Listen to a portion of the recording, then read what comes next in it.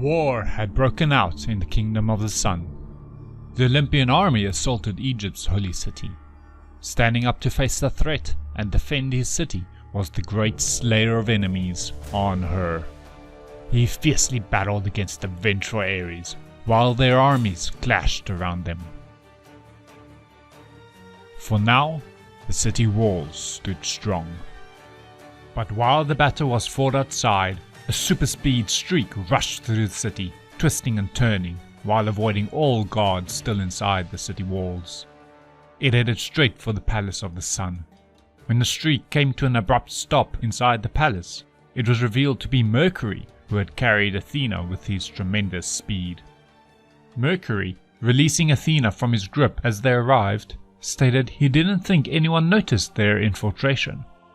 However, this was false. The two of them were immediately apprehended and Ra confronted them. Ra had expected assassins to appear, but he didn't expect it to be Athena. Athena said she came to learn the truth from Anubis and nothing more. Ra declared Anubis innocent of murdering Zeus, but Athena asked to hear it from Anubis himself. Ra could sense that Athena wouldn't be able to listen to reason while grieving Zeus's death. He knew in their hearts they came for vengeance, not truth. However, Ra did have the power to lead them to the truth. He asked them to accompany him and led them to a god within his pantheon who could sense the very threads of fate. A god connected to everyone. He allowed them to counsel with Neith in order to reveal the truth about Zeus's fate. So Athena approached Neith and asked her what happened to Zeus. Neith explained that all beings, living or not, touched her weaves of fate. If a living being died, their weave would break. However, Zeus's weave wasn't completely severed. Instead, it almost seemed frayed, as if it was still part of the world. Athena immediately thought about Zeus's thunderbolt, the source of his power, and asked Neith where it was. Neith said that this particular thread was being pulled by another weave. Athena interpreted her words as meaning someone else took the thunderbolt. She reasoned that whoever had the bolt was the real murderer of Zeus. Neith smiled and said that she could take them to this person. In the frozen wilderness between Asgard and Olympia lay a destroyed and still burning village. Amid the carnage, the Norse trickster god Loki admired the horrific view while casually eating an apple. That was when Hel appeared before him. He was impressed that Hel was able to find him so quickly. She cut straight to the point and demanded the thunderbolt that he stole from her. Loki revealed Zeus's thunderbolt and said he was just having some fun with it. He was also interested in why she was so determined to have it. Hel explained that she would use it to bring balance. She asked if he didn't notice the dwindling faithful people on Earth. There were too many gods and not enough worshippers for any single one. Therefore, the gods have become weak. The gods must be cold for balance's sake. Baffled by a motive, Loki asked if she was prepared to smite as many gods with the thunderbolt before she was slain. Hel brought forth a menacing aura as she told her father that he only thought of simple tricks and never bigger. She didn't want the thunderbolt to kill gods. She needed it to break the chains that bound her brother, Fenrir. Loki cursed his son as a monster. Fenrir was the monster. Fenrir's freedom would herald Ragnarok. Why would she seek to destroy the world? Hel repeated that she sought balance. She changed her appearance halfway, emphasizing her point. Once again, she demanded Zeus's thunderbolt. Almost immediately, Loki used the thunderbolt on her and sent her crumpling to the icy ground. She lived, but Loki said he only let her live because they were family. With her whole body in pain and struggling to move, she revealed that her plan had been in motion for years and won't be so easily foiled by Loki's selfishness. Loki stomped on Hel with his boot and said he loved carnage, but causing Ragnarok was just insane. Walking away with the thunderbolt still in his possession, he told her to stop being so crazy. It made him look bad.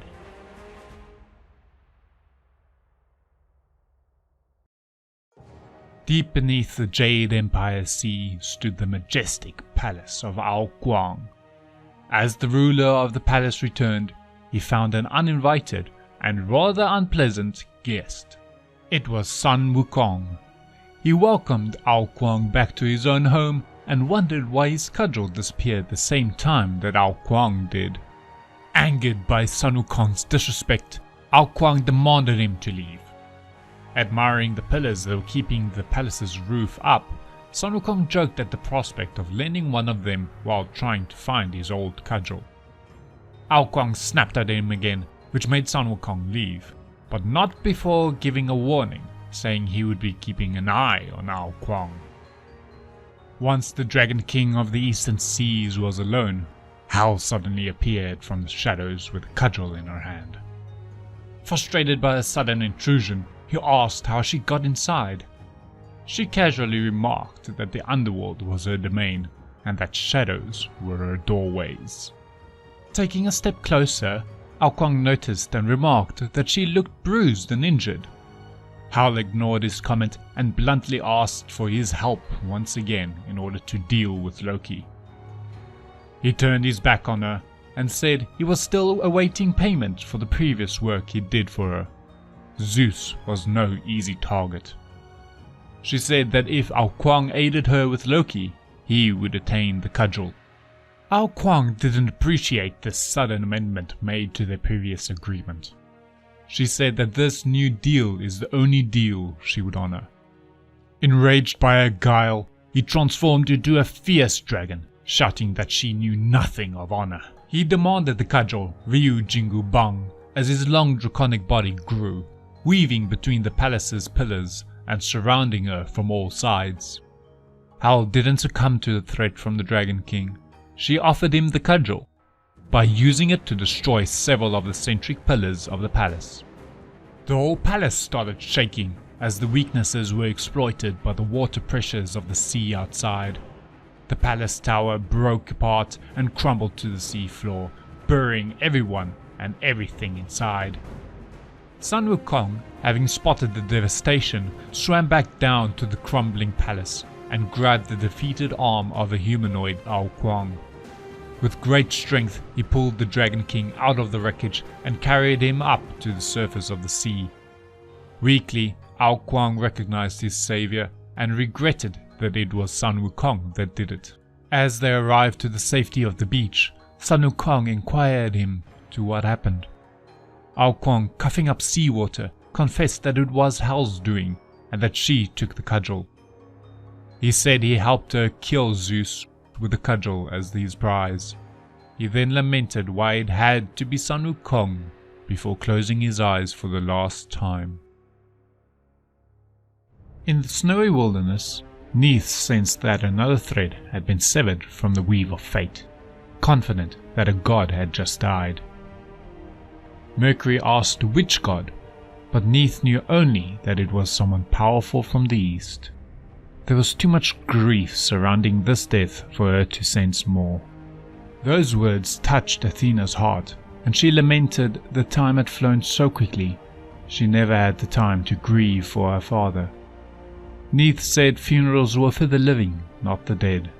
They existed to celebrate those who were lost, and serve as a reminder of those who are still alive.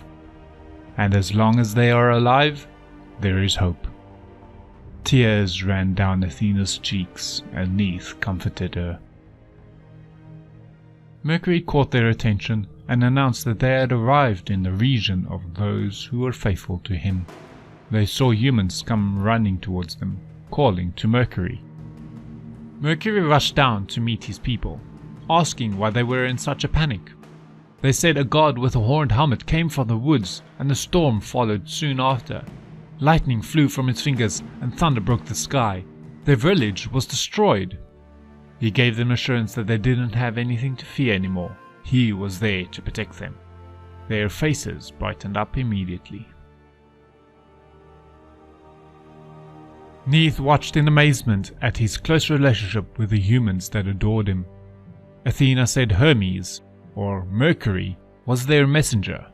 Zeus allowed him to speak for all of Olympia. The feathered shoes he wore were what gave him his incredible speed. Mercury walked up to Athena and Neith, saying that the people were attacked by a god whose description matched that of the Norse god Loki. Whoever they were definitely possessed Zeus's thunderbolt. Athena asked which way he went. Mercury pointed to the forest, towards Asgard. On the throne of Asgard sat the Allfather, Odin, while his son, Thor, stood beside him. Hel was knelt down before them, showing the natural respect she owed. Odin was baffled by Loki's actions. The news he received concerned him greatly. Hel elaborated that if she hadn't heard it from Loki's own mouth, she wouldn't have believed him capable of murdering Zeus. Yet he carried the thunderbolt and wielded it with reckless abandon. Thor went into a rage, shouting that he would put an end to Loki. Odin warned that he shouldn't go alone. Zeus's thunderbolt would make facing Loki too great a threat, even for Thor. He recommended Thor use their army to face Loki and the power of Zeus. He refused to lose his son like the Olympians lost their king. Hel, with her head held down, smiled while being very pleased with herself. Thanks to the speed granted by his sandals, Mercury, Athena and Neith finally caught up with the fleeing Loki. Accusing him of murdering Zeus, Athena demanded him to deny it. Without saying a word, Loki smiled and summoned the thunderbolt into his grasp. Seeing her father's thunderbolt caused Athena to attack, while Mercury prevented his escape by running circles around him. Pulling back 3 strings, Neith aimed a great bow at their target. All 3 of them went on the offensive, and Loki narrowly dodged every attack, and then used the power of the thunderbolt defensively to block the follow-up attacks. They drove him backwards with nowhere to escape. Mercury noticed Loki's dire situation and rushed in for the strike. He used his speed to attack Loki, but his fist phased right through him. Loki mocked him from behind that he wasn't fast enough before stabbing him in the back, piercing his dagger completely through Mercury's chest. Neith ran in and tried to save Mercury with the weaves, but told Athena that his weave had already been broken. Athena yelled with outrage and rushed in after Loki, but he used the distraction and the great power of Zeus's thunderbolt to disappear in a flash. Neith comforted Athena, saying that she would prepare Mercury for the underworld, and urged her to go after Loki. Athena looked down at Mercury's body, and her eyes fell onto his feathered sandals.